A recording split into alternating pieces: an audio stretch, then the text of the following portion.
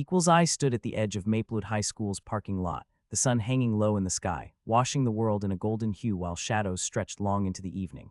It was a Thursday afternoon, the kind that falters between the thrill of an ending day and the promise of a carefree weekend. My heart thumped erratically in my chest, a mixture of trepidation and a wicked thrill bubbling just beneath the surface. Today would be different. Today, everything would change. The school bus pulled away, leaving behind a cloud of dust that danced lazily in the air, mixing with the muted sound of laughter and chatter filtering from the nearby school entrance. My friends milled about, carefree in their conversations, oblivious to the storm brewing just beneath my skin. I could feel the weight of the secret, heavy and undeniable, clinging to me like the faint, mocking whisper of betrayal. I glanced across the lot, spotting Tyler, my once best friend, through the glare of the setting sun. His laughter, so familiar, now felt like daggers piercing my resolve. He stood there with his new friends, his smile wide and carefree, glowing like he didn't carry the pieces of our friendship in his back pocket. The betrayal simmered in my stomach like a persistent ache. I had trusted him completely, and what had I gotten in return? Nothing but the pain of abandonment. "Hey, Derek," a voice broke through my inner turmoil. It was Mia, my other best friend, with her bright rainbow backpack and an easy smile that could light up the dimmest of days. "Are you okay? You look a bit off." She cocked her head to the side, her hair brushing against her shoulder as she studied me. I forced a smile, not wanting to alarm her. "Yeah, I'm fine," I said, though internally I felt anything but just thinking. About what? The geometry test. Or maybe if Tyler would stop being an absolute tool. She rolled her eyes and I couldn't help but chuckle, a soft sound escaping my lips as the tension eased just a little. Both, I guess, but mostly the second one. "He's really changed, hasn't he?" Mia frowned, crossing her arms. "I mean, it's hard to see him with that crew and not feel a bit sick about it. He totally ditched us." The truth of her words was like vinegar on a fresh cut. I could feel the burning anger rising, its heat rising against the simmering sadness that seemed to take root in me. I just don't understand how he could do that, you know." I stared down at the pavement, tracing the cracks with my gaze. It's like our years of friendship meant nothing to him. People can be jerks, especially when they want to fit in. "I hate to say it, Derek, but I think Tyler thinks he's better than us now." Mia spoke softly, choosing her words with care, as if they were delicate glass balls she was afraid might shatter with a misstep. "Better than us? How is that even possible?" "He's the same guy who," I hesitated, unsure if voicing the memories would amplify my pain, "who used to share fries with me during lunch and joke about how awful Ms. Campbell was," I finished weakly. "Exactly," she said, her eyes sparking with passion. "That Tyler is gone, and this new Tyler, well, he can take his fake friends and jump into a lake for all I care." Her anger ignited my own, swallowing the sadness whole. I watched Tyler again, laughing too loudly and glancing occasionally back toward us, his gaze flickering with curiosity as if he might just care about the remnants of our past. I turned my head away, shoving down the thoughts swirling in my head. "It's okay, I can handle it," I finally said out loud, though I wasn't so sure about it. "I just need time, I guess." "More than time, you need a plan, Derek," Mia suggested as her expression morphed into something serious. "What do you mean?" I asked, my heart racing at the thought of plotting something. "What if you challenged him, in front of everyone?" she threw out. "You know, like push him a little, show him that you're not going to take this lying down." "You mean like make him feel bad for ditching me?" "I don't know, that sounds a little petty." "Petty? It's called standing up for yourself. You are more than just his sidekick, and you should remind him." She folded her arms defiantly, indicating she was firm in her stance. "I just don't want to stoop to his level." I looked back again at the group surrounding Tyler, the laughter erupting like a firework, bright and loud, but it felt too hollow now. They were entranced by his charm, something that had once felt effortless. I swallowed hard. "What if he doesn't care? What if it just makes things worse?" I asked, the doubt creeping into my voice. "What if it does?" Mia answered, her eyes narrowing in a way that commanded my attention. "Still, you need to show him he can't just walk over you like that. You have to make him aware, show him how messed up this is." I stood still, letting her words resonate in the chilly air. Maybe she was right. Maybe it was time to confront the betrayal head-on rather than letting it gnaw at me from the inside out. "Okay," I said finally, some determination igniting within me. "But how? He's always surrounded by those guys now. You could catch him after school, just you and him, then call him out. Doesn't have to be a scene, but you have to say something. Let him know he is not the person he thinks he is." Every little bit of her advice invigorated me, my pulse quickening at the sheer thought of it. Confront him. The idea sent a rush of adrenaline through me, fluttering in my stomach with a blend of anxiety and excitement. What would I even say? I had to think carefully. "Mia, let's do it," I decided, emboldened by the fire growing inside me. "We'll catch him right after school. No turning back." "Yes, finally, let's roast him." Mia grinned, her eyes sparkling with mischief that matched my own rapidly gathering resentment.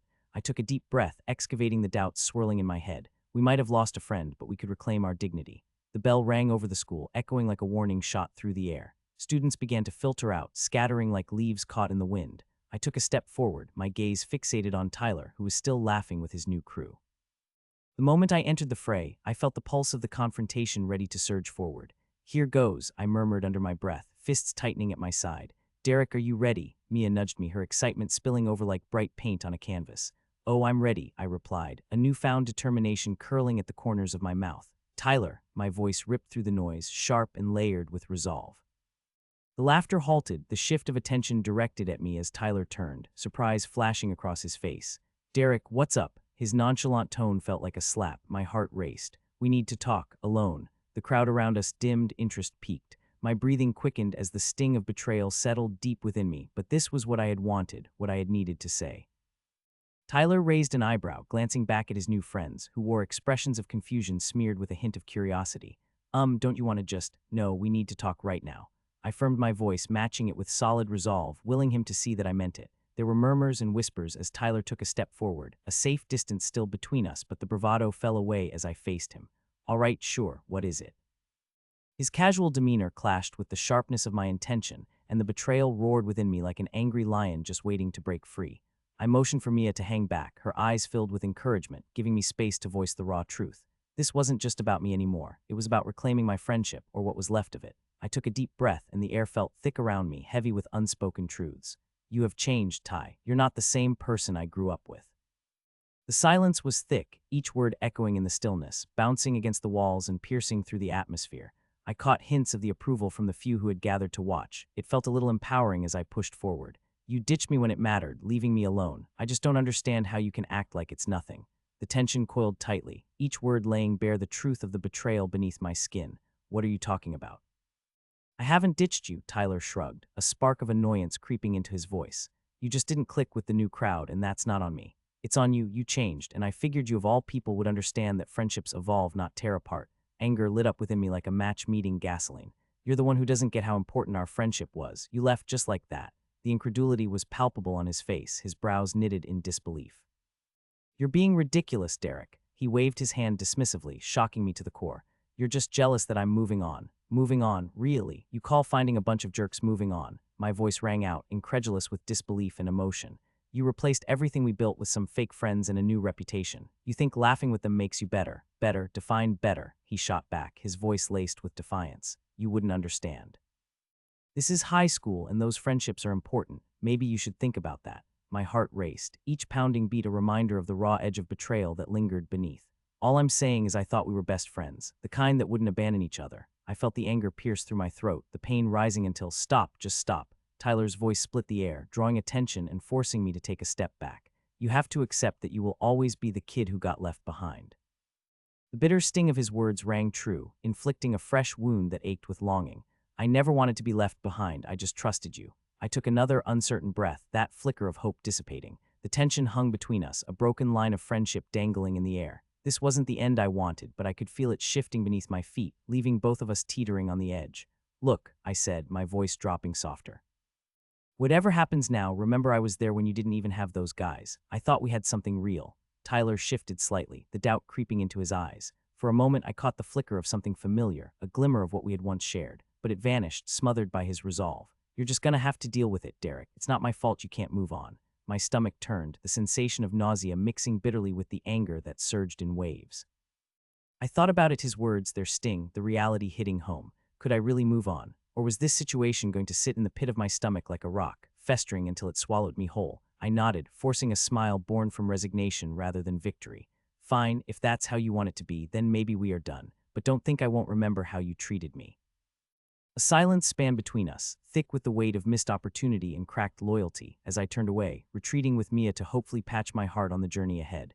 The pain ebbed a little in my chest, but determination began to build. I could shift the tides, and I would not let this be the end of my story. As we walked away, I promised myself one thing: Tyler's betrayal would not go unnoticed. I would rise against what had broken me, and it all started right here. The air felt thick and heavy as I walked the crowded hallways of Maplewood High. The fluorescent lights buzzed above me, a harsh reminder of the day stretching ahead, but I was more focused on the shuffling feet and whispered voices around me. I could feel the adrenaline coursing through my veins like an electric shock, my heart pounding, urging me to keep moving, to stay hidden in plain sight. It had been a week since I first caught sight of Amanda Morrison, the girl who did more than take my heart. She crushed it under her stiletto heels. The way she laughed with her friends, the way her dark hair swayed as she tossed her head back, all of it fueled a fire deep inside me. I cannot believe he dumped you for her, I overheard Olivia say in her pointed voice as she leaned against her locker, her arms crossed like a guard protecting her territory. Like he was too good for you, right? I could not help but roll my eyes as I stopped by the locker next to Olivia's. She was never one to stay quiet, and her comments always stung like bees buzzing around a ripe fruit. Yeah, well, who knew Derek was such a loser? Amanda replied, her tone light but the words stabbing at me like little daggers. I felt my jaw tighten as I forced myself to focus on the combination lock, my fingers moving with a practiced rhythm, even as my mind began to swirl with regret. Maybe if you wore something a little more revealing, he wouldn't have looked elsewhere, Olivia suggested, trying to sound supportive but instead sounding like she had struck a nerve. My stomach churned at the thought, the way they talked about me as if I was merely a subject of gossip, a punchline at their high society comedy show. I could almost picture walking up to them, grasping their shoulders, shaking them awake to the reality I had been trapped in, but that would only give them joy. I could not let them know how much they affected me. Please, Olivia, look at me. I am so much better off without him, Amanda said, with a chuckle that echoed of disbelief layered with a hint of vulnerability I had not expected. I knew there was something beneath that bravado, an insecurity that gnawed at her, but I had no interest in sympathizing now. I could only think of how to make them pay. I closed my locker and decided to let them stew in their judgment. The world can turn a blind eye all at once, but I would not back down. I spotted Tom, my best friend, just ahead by the water fountain. I strode faster, eager to confide in someone who did not revel in my pain. Derek, what's up, man? He called, his voice breaking through my haze like a beacon of clarity. We were standing next to each other when he noticed the tension etched on my face. You look like you just stepped in a pile of cow dung. Thanks for the imagery, I muttered as I leaned against the cool granite wall. The water fountain burbled beside us, an odd contrast to my turmoil. It's those girls. I swear they're like vultures, circling, waiting for me to trip and fall. You can't let them get to you like that. You are stronger than that, dude. What would Bruce Wayne do? Is Bruce Wayne really the end-all be-all of wisdom here? I shot back, half smiling but still feeling the weight of what Amanda had said. Tom shrugged, a grin plastered across his face. You know what I mean. He would bide his time, plot his revenge, and then strike when they least expect it, become the Batman. I glanced at him and tried to suppress a laugh. Sure, except Batman does not have a heart broken like a piñata during a birthday party. I am more like Robin without the cool gadgets or the cool backstory. That's not true. You have plans, man, and a mission. We just need to focus on it together. Maybe tonight we can brainstorm something, not a revenge plot, just an idea to steer you away from your so-called vultures. Yeah, maybe. I am just tired of feeling like the joke. I leaned back and crossed my arms, feeling the weight of 1,000 unwanted eyes staring into my back. That is exactly why we need to make them see. You do not want to be the butt of anyone's jokes. It is not you, Tom insisted, her tone of voice morphing into a serious one that urged me to look up. You really think I can make them see? My voice faltered, a vulnerable crack forcing its way through the shell of bravado I had built around myself.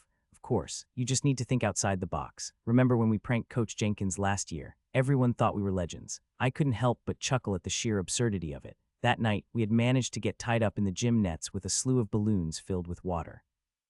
Coach Jenkins kept walking in on the pranking and had no idea who had orchestrated the whole thing. It had made headlines, at least in our personal circles. That was just a one-time thing, man. I can't exactly pull off something like that again. Why not? Maybe you can release a narrative out into the social ether. Tom's eyes glittered with mischief. Create a legend around Derek Sullivan, the broken-hearted Romeo who rises back stronger. I mirrored his zest, but it felt like bitterness and hope were tangled together in my gut. Yeah, and then what? I drive Amanda mad with jealousy and make her realize all she has lost. There you go, that's the spirit. He nudged my shoulder with excitement, and I could see that he was starting to visualize the wheels of concocting a revenge plan.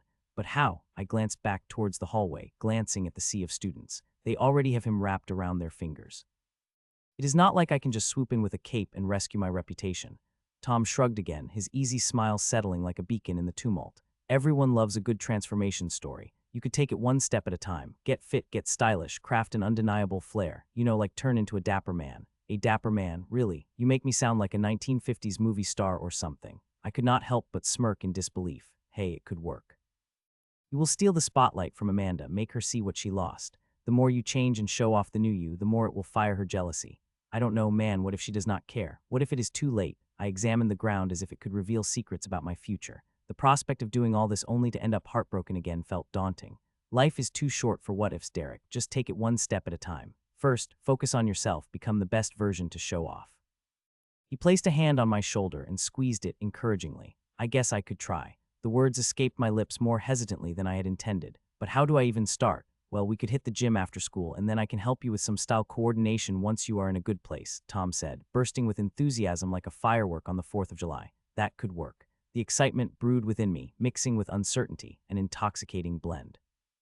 But I will need your help like every step of the way. Otherwise, I will lose confidence faster than a round of dodgeball. Absolutely, I've got your back to the fullest. We will make sure you conquer the court of high school again, Tom said, cementing our pact. My heart fluttered at the thought of not being alone in this journey. The bell rang, cutting through our moment. Students began to shuffle toward their classrooms, and I took a deep breath, steeling myself. This was a battle I had to win. I caught Amanda's silhouette down the hall, laughed and giggled with her friends, oblivious to the storm brewing just beneath the surface. She looked so carefree. The thought stung deep within my chest. Ready to head to class, Tom nudged, breaking me from my thoughts. Yeah, let's go. As we walked down the hallway, I decided to keep my chin up. I could feel the gaze of Amanda and her friends following me like stray bullets I had to dodge. One of her friends, Michelle, flicked her hair, staring daggers in my direction. Amanda caught a glimpse of me too. Our eyes met for the briefest moment, and I could almost see the spark of recognition in her expression.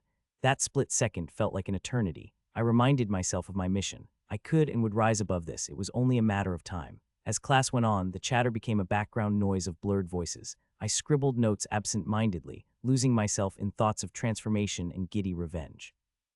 What would it feel like to see Amanda's eyes widen with shock? How would it feel to have my classmates look at me anew? The bell rang again, finally releasing me, but my thoughts remained captive to the thrill that ignited within me. Meet me by the gym after school, I asked Tom, hoping for some semblance of support. He nodded eagerly. You bet, let's make this happen. As I gathered my things, I felt the whispers continue circling around me like a whirlwind. I focused my mind on the excitement that stirred like a wave cresting just before it crashed. This was just the beginning, a small spark in the grand story I was about to orchestrate. And while jealousy was powerful, determination could forge something far stronger. I could feel the weight of anticipation in my chest as I walked through the narrow hallways of Maplewood High. The fluorescent lights flickered overhead, casting unnerving shadows on the faces of classmates who moved around me, talking and laughing. I spotted Jenna by the lockers, her laughter mingling with the chatter that bounced off the walls. For a brief moment, I felt a pang of nostalgia, remembering when that laughter had been directed at me. But that feeling quickly morphed into an anger I had been nurturing for what felt like an eternity. Hey, Derek, my best friend Mike, jogged up to me, his shaggy hair bouncing with each step. I could see concern etched on his face. You good man, you look like you're plotting world domination or something. I forced a smile, but it felt hollow. Just thinking about some stuff, I replied, shoving my hands deep into my pockets to hide their trembling. The walls around me seemed to close in, and I desperately wanted them to open forever. But this was the time, the moment I wanted to turn everything around. Mike leaned in closer, lowering his voice. You sure about this? Come on, you know they could retaliate if they find out what we're doing. You remember the last time we tried to mess with them. Backfired on you. I brushed him off, knowing his apprehension came from a place of concern. This is different. They have no idea what's coming. If I'm going to get back at Jenna and her little gang, I have to make it count. This isn't just a prank, Mike. This is revenge. I could see Mike's brow furrow deeper, his expression pivoting between worry and confusion. But it's only gonna make things worse. You will just keep getting hurt. You know how Jenna is with her friends. They won't just let it go. I just don't want you to get hurt again. I halted in my tracks, and Mike almost bumped into me. Hurt? You think I'm afraid of getting hurt? You saw what they did to me. This is about making them feel what I felt. I mean, how can you even support them after what they did, after what Jenna did? Mike looked down, clearly struggling with his doubts. I was there, okay. I just want you to be careful. You're not thinking clearly. Emotions can blind you. I've seen it destroy friendships. Remember the whole thing with Josh last year? I clenched my fists, the anger bubbling beneath the surface. I could hear the voices in my head, a chorus of laughter that echoed back to the day Jenna had humiliated me in front of everyone at the cafeteria. I imagined the way the ice-cold stares had felt against my back when I fell, flat against the floor of that cafeteria. I can't forget, Mike. I won't. And doing nothing is worse. I need to make them understand what they did. They need to feel the same pain. There's a difference between making a statement and self-destruction, Derek. I really don't want to see you spiral down that path. Before I could respond, the bell rang loudly through the hallway. Students began flocking toward their classes, the sound of shuffling shoes and eager conversations swirling around me. I took a deep breath, reassuring myself I couldn't back down. I know what I'm doing. I've got a plan. As I maneuvered through the rivers of students, the hallway opened up to the wide area just outside the cafeteria, bustling with energy. My heart raced as I caught a glimpse of Jenna behind the glass doors, her sun-kissed skin glowing in bright fluorescent lighting. She was laughing, her perfect hair falling in waves around her shoulders as her group surrounded her, the elite circle of Maplewood airing their flashy smiles and infectious laughter. The mere glimpse of her reminded me why I had to act, why the time for revenge was nearing. Heads up, Mike whispered, nudging my shoulder. Keep it cool, okay? I nodded, attempting to appear unfazed as I walked towards the cafeteria. The scent of greasy tacos and sweetness from chocolate chip cookies wafted through the air, but my stomach churned, a mix of adrenaline and dread knotting tight inside. As I entered, the chaos of lunchtime hit me like a wave. The cacophony of voices echoed all around, the thump of trays being dropped, and laughter bouncing off the walls sending a shiver down my spine. I spotted my corner table, but today my focus was elsewhere. I trailed my eyes over to Jenna's table, where her friends surrounded her like moths drawn to a flame. The sheer thought of the humiliation I had once endured powered me, igniting a fire of determination. Just as I was about to step forward, a familiar voice called out to me. "Hey, Derek. Want to sit with us?" Marissa waved, her kind smile inviting but tinged with pity. She meant well, but today I was in a different headspace. I shook my head. "No, I'm good." I turned my back on her and headed straight for Jenna's table, my heart racing with each step. My hands were clammy, the clamoring of voices drowning out my thoughts. This was it. I had to confront her. "Look who it is," Jenna's voice rang out, taunting and teasing as I approached, her friends snickering in response. The king of awkward has finally gathered his courage to speak. "What's going on, Derek? Did you need help finding your lunch, or are you here to ask for a pity invitation?" Laughter erupted from her table. The sound pierced through me like 1,000 sharp needles. I couldn't just stand there and let her destroy me all over again. "No, Jenna, actually I came here to set things straight," I began, trying to hold steady. My hands fisted by my side, but I kept my voice steady. She leaned back in her chair, raising an eyebrow. "Set things straight? Oh, do tell. What grand plans do you have today? Are you going to write a poem about how lonely you are?" The crowd snickered again, egging her on. I gritted my teeth, digging deeper to find the words I needed. "I know you think you can just walk all over me, that your little games have no consequences, but it ends today. You've turned my life into your playground, and I refuse to be your joke any longer." Jenna laughed, a shrill sound like nails on a chalkboard. "Spare me the dramatic speech, Derek. What are you going to do? Toss a taco at me or something?" The table erupted in laughter, and I felt my resolve volcanically rise. "No, I'm going to show you that your actions have consequences. You might think you're untouchable, but you and your little crew have messed with the wrong person." I glanced directly at her, my breathing steadying as I spoke. "Wow, sounds intense," Jenna mused, her voice drenched with sarcasm. "Does this mean my heart is supposed to race, or am I just supposed to feel sorry for you? You really should have come up with a better threat." The anger inside me threatened to boil over, but I remembered my goal. I couldn't let her mockery divert me from my mission. "Just you wait, Jenna. I have something in store for you, and when it hits, you'll finally understand what it feels like to be on the other end." Her laughter transformed into a sneering smirk. "A threat from Derek Sullivan. This is the best lunch entertainment I've had all week. What's next? A dance number?" With that, she turned back to her friends, the air thick with her dismissal. I wasn't just going to let it slide. "You think this is funny?" I almost growled. "Just wait until my plan goes into effect." "Plan?" she chortled, her friends bursting out in more laughter. "What plan? Please enlighten me. What can you possibly do that would even put a dent in our fun? Are you planning to maybe find new friends?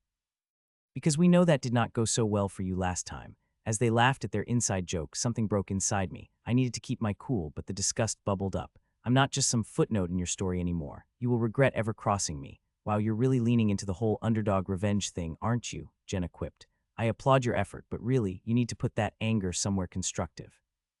Like maybe funnel it into some after-school clubs or something." My fists clenched tighter as anger flared, but I controlled my emotions. Jenna couldn't see how much power she had over me. "You'll see what I mean soon enough," I muttered with determination.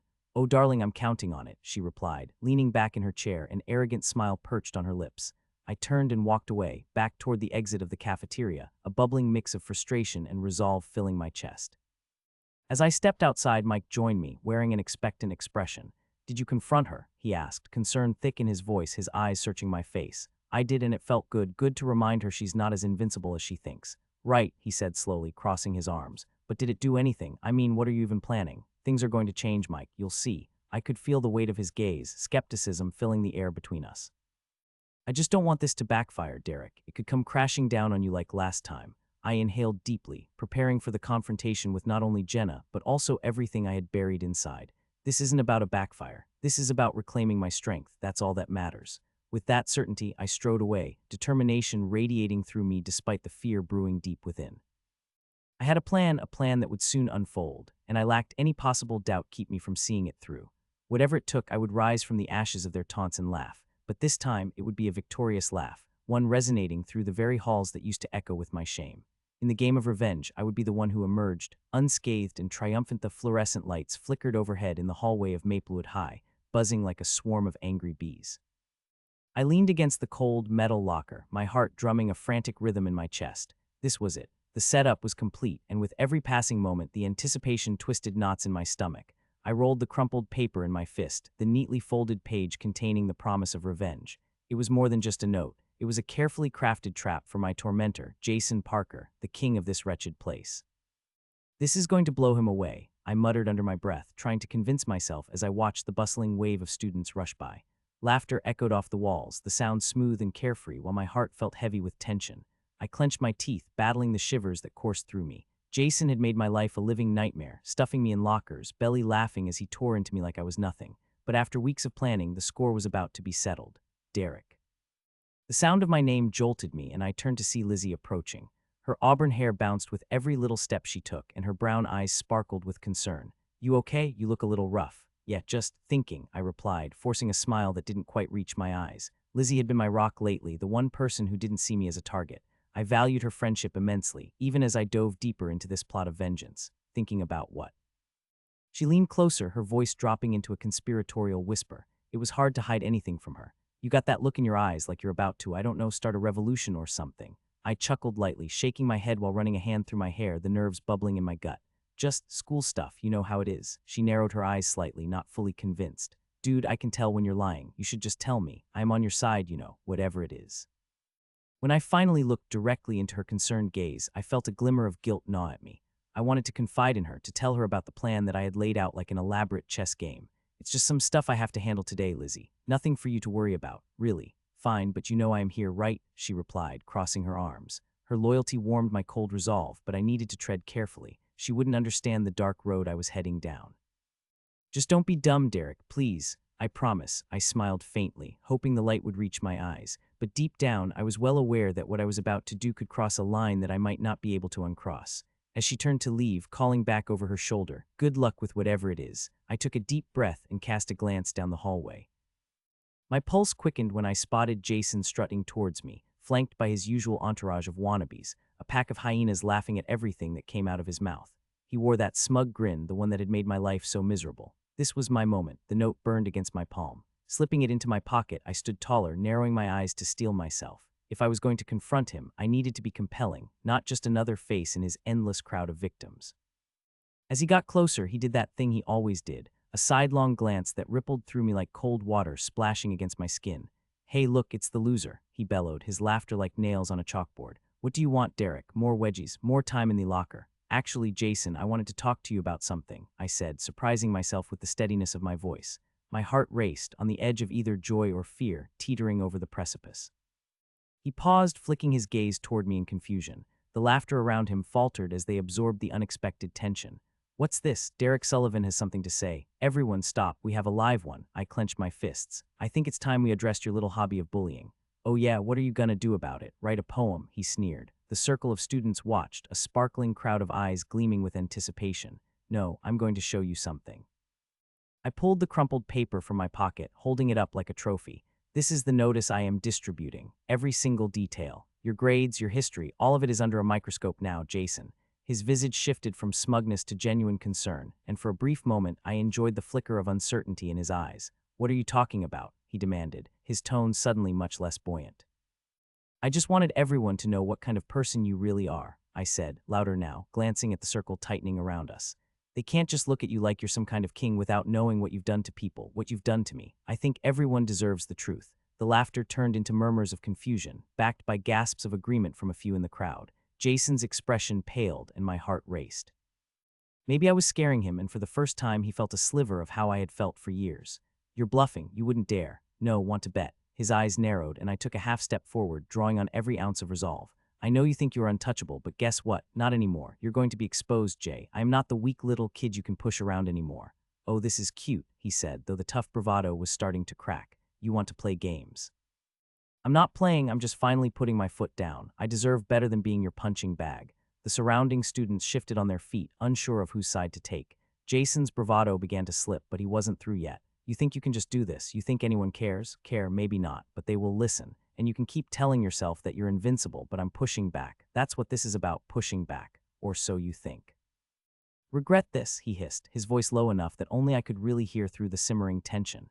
"When I turn everyone against you, you'll wish you stayed quiet." The air was thick with anticipation, the crowd buzzing with a mixture of intrigue and fear. You can't intimidate me anymore, not after what I've been through. My voice was stronger now, carrying the weight of my anguish and the strain of my courage. Suddenly, just as I thought I could see a crack of vulnerability in him, a loud voice cut through the noise. "What's going on here?" It was Mr. Thompson, the history teacher, striding toward us with purpose, his brow furrowed. No fighting in the hall. Jason immediately shifted into innocent mode, slapping a hand on his chest. "Oh, nothing, Mr. Thompson. Just a friendly discussion, that's all." "Friendly? The way you're posturing doesn't look friendly," Mr. Thompson replied, fixing Jason with a steely glare. "What's your game, Parker?" Jason shrugged, laying it on thick. "Nothing, sir. Just telling Derek how it is." Mr. Thompson squinted, his gaze shifting between us. "Derek, are you all right? You don't look too good." "Fine," I said, trying to maintain my composure. My heartbeat echoed loudly in my ears, and I prepared myself for whatever this moment was worth. Just having a chat with Jason. "Uh-huh, right. Well, both of you get to your next class, now." He stepped between us, effectively blocking Jason from getting any closer. The tension in the air was palpable, and as the crowd began to thin, I felt the fire of my earlier courage flicker. As I turned to leave, Jason called after me, his voice dripping with disdain. "You'll regret this, Sullivan. Just wait." The threat sent a shiver down my spine, mixing dread with adrenaline. I couldn't let it be the end. Making my way to my next class, I replayed the scene in my head, each word cracking through layers of fear I had hidden for too long. I wouldn't back down. With Lizzie's supportive smile still fresh in my mind and fire ignited in my chest, I knew I was walking down a dangerous path, but I needed to chase this momentum and finish what I started. But what would the next step be? I needed a plan so intense that it would leave an imprint on Jason, something that would make him truly understand that I had risen from the ashes of his torment. Each step of my journey was now filled with purpose. I just hoped I would have the strength to carry it through to the end. No matter the consequences, I stood on the empty basketball court. The twilight sky painted deep shades of purple and orange, the sun sinking low like a flame extinguished at last. My heart raced in my chest, the previous night's adrenaline still coursing through my veins like electricity. I could still feel the cold steel of the metal pipe in my hands as they flexed, a ghost of my earlier rage lingering with each movement. Everything I had planned led to this moment. The flicker of vengeance that had ignited my spirit had now set a fire within me that felt unstoppable. The air was thick with silence, the usual after-school chatter now reduced to an echo of the past, hanging uncomfortably in the fading light. Shadows danced along the pavement, and my breath was steady but quick, as if every exhale retired the weight of my purpose one breath at a time. Suddenly, a voice broke through my concentrated thought. "Hey, Derek." It was Kyle, leaning against the rusty bleachers with his usual careless demeanor. A drifter in our crew, Kyle was the kind of guy you could rely on if you needed a partner for some harmless trouble. "Where have you been hiding? I thought you dropped off the map." He pushed off the bleacher and approached me, the smell of stale popcorn and soda still fresh on him from earlier at the movie theater, where we had shared a laugh and a hot dog fiasco. "I have been busy," I replied, trying desperately to bury my thoughts beneath the surface of casual conversation but failing to keep my tone even. The sound of tires skidding against gravel echoed in the distance and my pulse quickened. "What are you really doing here?" I hesitated, my insides churning, afraid the excitement of Kyle's company might dissolve the storm of emotions raging inside me. "I came looking for you, man. Everyone's talking about the showdown tonight. You know the whole school will be there. You gonna show up?" Kyle's casual tone masked the undertones of curiosity and concern that seeped through in his wide eyes. He gestured with a nod toward the distant horizon, his expression shifting to one of earnestness. We both knew what the showdown meant. I had finally set the date to confront the boys who tossed my life upside down, the ones who thought their power would never falter. "Yeah, I will be there," I sighed, the words leaving my mouth like a deflated balloon. The truth hung between us like a thick fog. Did I want to go? Part of me itched with anticipation, but another part grappled with the looming consequences, the potential for a fight, for a clear resolution, for a release of the chains that shackled my spirit every day I thought about what they had done to me. "You didn't even hesitate." Kyle beamed, oblivious to my turmoil. "That's what I like to hear. It's about time you stood up for yourself." He slapped a hand against my back, and I struggled to conceal my apprehension. I noticed his enthusiasm, how it radiated around him, brightening the dimming day. "You don't need to be afraid of those idiots, man. Seriously, just go out there and show 'em who's boss." The words, while meant to encourage me, echoed back in my mind like a taunting refrain. "I know, they won't expect me to fight back. They think they can just keep pushing me around." I thought back to the countless incidents, the bullying, the outright mockery that had chipped away at my dignity until I felt nothing but raw, unyielding anger. But then I looked at Kyle, and part of me wondered if I could place that anger into the right hands instead of letting it consume me. "Yeah, exactly. You have to take charge," Kyle said, his energy spilling over into an inadvertent cheer. "This is your chance to show everyone," he continued, leaning in closer like it was our own secret mission. "They think you're just some quiet nobody, but you can turn that around. Own it." I rubbed my temples, feeling there might be some truth in what he was saying. Maybe you're right, I mumbled, but deep down, I questioned if beating them would really bring me peace, or would it just spiral into more chaos and regret? The arguments within me tangled like threads of a frayed rope. The vision of revenge was intoxicating. The thought of finally having my moments of reckoning ignited a longing that had been buried for so long beneath layers of doubt. Kyle's voice cut through my hesitation again. Derek, listen. You have more power in you than you realize, honestly. This kind of thing doesn't just blow over. If you don't take a stand, it will keep happening. If something doesn't register with those guys, they might think it's still open season on you. He tilted his head, waiting for my agreement. Take the lead tonight, find them, make them remember they messed with the wrong guy. God, Kyle, I laughed weakly, trying to stifle a nervous chuckle that threatened to bubble up. You make it sound so easy. But there was a twinge of excitement in my chest, the notion that maybe the fight was meant to happen. A flicker of inner resolve lit up within me, even as I felt the old shadows of fear creep back in. My heart began to thrum with the rhythm of a drum, a primal beat that warned me of the chaos laying ahead. As we stood there, the light angled increasingly low. Kyle shifted nervously, glancing around the otherwise deserted court. I know I am not the expert here, but just make sure you have a plan. Don't let them corner you. They might be bigger and louder, but you have a mind. Use it. His voice was a steady beacon against the surging tide of my thoughts. I nodded, though the plan still felt elusive. How was I to draw them in and turn each jibe and rancorous remark back at them? I thought of the names I would call them, insults that could wound deeper than they had ever been able to expose me. It all seemed like a war ready to erupt in slow motion, and I had never been a warrior. But if I had ever been drawn into the fray, the time was slipping through my fingers like sand counting down to a final confrontation. I will make a plan. You are right about one thing. I cannot keep letting things slide. Good, Kyle said, clasping my shoulder with an encouraging squeeze. Just remember, Derek, revenge is a dish best served cold. Stick to your cunning and the victory will be even sweeter. As we spoke, a few kids drifted onto the court, their laughter slicing through the quiet, making my stomach twist uneasily. I began to lower my voice, conscious of the way my heart rate quickened. My breath caught as I turned, spotting them, Brad and his crew swaggering toward us, the very people who had turned my life upside down. Look who we have here, Brad sneered, his eyes drifting to Kyle and then locking onto me. The ghost of Maplewood High and his little lapdog, what a bunch of losers. He swaggered forward, flanked by his screaming shadows, with a grin that seemed to stretch wider with each step. The smell of his arrogance emanated from him like a foul stench. Leave us alone, Brad. No one wants to deal with your nonsense, I spat back, but my voice trembled. The shadows of my past flickered brightly, stinging every bruise already hidden away. Brad laughed, tossing his head back dramatically.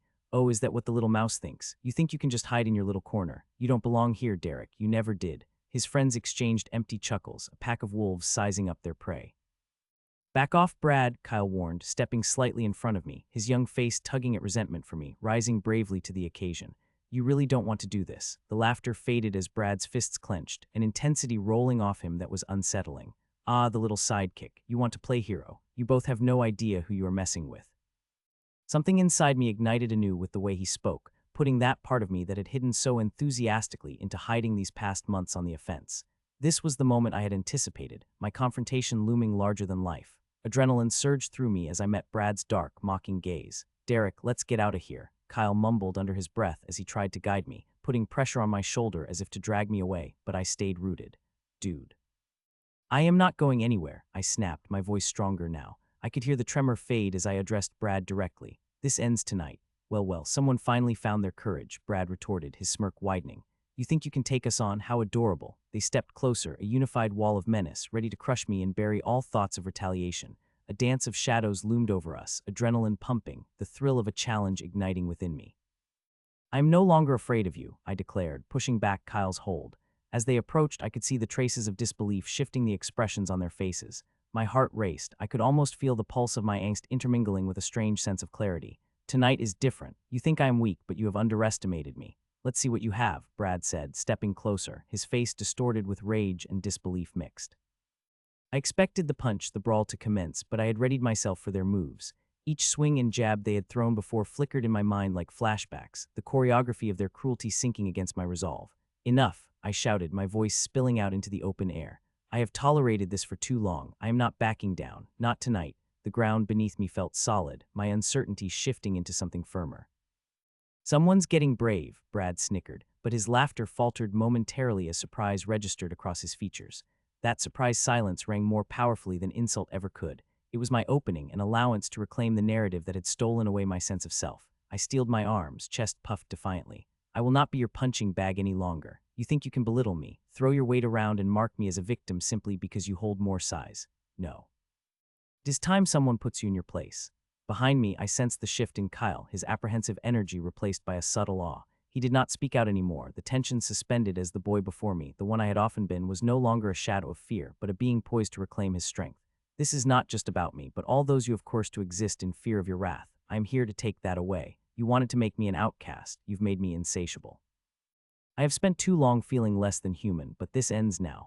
With that, Brad backed away slightly, the surprise fading to skepticism as he exchanged quick glances with his friends. I took that moment to breathe. My heart still thundered in my chest, but I felt stronger than ever. Rising confusion crossed Brad's face, his confidence cracking. You think this is some big deal? You think you can just stand there and challenge me? Brad retorted, but his voice lacked assurance. I could almost taste the fear drifting through the veneer of their bravado, the uncertainty chipping away at their facade. Yes, I do, I affirmed, feeling my spirit ignite even stronger, buoyed by an inner revelation. I turned this fight not just for me, but for every person they had ever oppressed. This is your moment to watch the weakness of your own character diminish. You've mistreated people for too long. I refuse to bow to your cruelty anymore. The silence thickened like a blanket hanging tight against my chest. The crowd that had followed Brad began to waver as my words took hold, whispers of doubt trailing into the atmosphere. Kyle stood rooted beside me, and somewhere in the sea of judgment, it felt as if the tide had shifted. Come on, let's finish this, Brad said through gritted teeth, raising his fist. But something had broken in him, and even I could sense it as those around us began to murmur uncertainly. It was no longer just a fight, it had transformed. Brad had expected an easy target, a placid creature ready to roll over. When I clenched my fists, ready to retaliate, I felt the soft smile of inner fortitude wrap around me like armor. Kyle leaned closer to me, urgent. You really want to go ahead with this, Derek, think about it. His voice was softer, a reminder of the stakes at play. But as I turned to him, I could see the courage rising in his own eyes, too. I could not back down now. This was a chance to reclaim my story. Tonight, we show them, I said to Kyle, confidence seeping into my bones. The whispers in the crowd grew louder, the tide of doubt swelling as more and more students began to gather. I could see them exchanging glances, perhaps even processing how the stronghold of their prominent bully could crack under pressure. What the hell are you waiting for? I yelled, my voice booming. Let's finish this. Shape your destiny. I felt an electric charge in the air, a collective breath held as I prepared myself, and Kyle's nod of affirmation steeled my resolve. I stepped forward, with every intention to show them that time had taken one victim but had birthed another, a contender. As the sun dipped below the horizon, darkness settled over the remains of a long-fought battle. Whispers erupted, cheers layered in unison as the crowd encircled us. It was not just Brad and his cronies gathered. It was every soul who found solace in my fight, those witnesses holding their breath at the realization that today would not close the chapter on fear, but perhaps usher in a vivid new awakening against chains too long forged. This was my breaking point. This was everything I had fought for.